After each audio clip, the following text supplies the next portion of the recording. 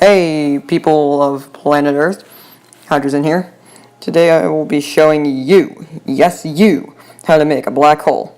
Here's how. First things first, we're going to need a cat, two of them. Put one under the other one, upside down.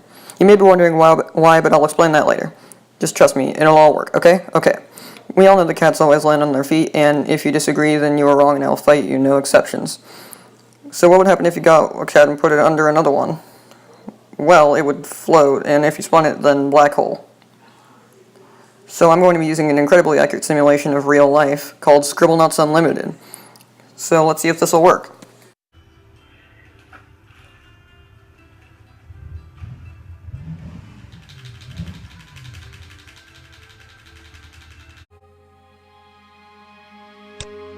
And there we go, we have created a black hole.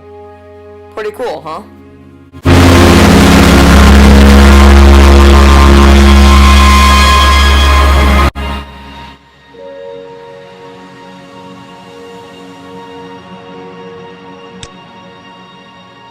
Honestly, I'm pretty surprised that no one thought of this.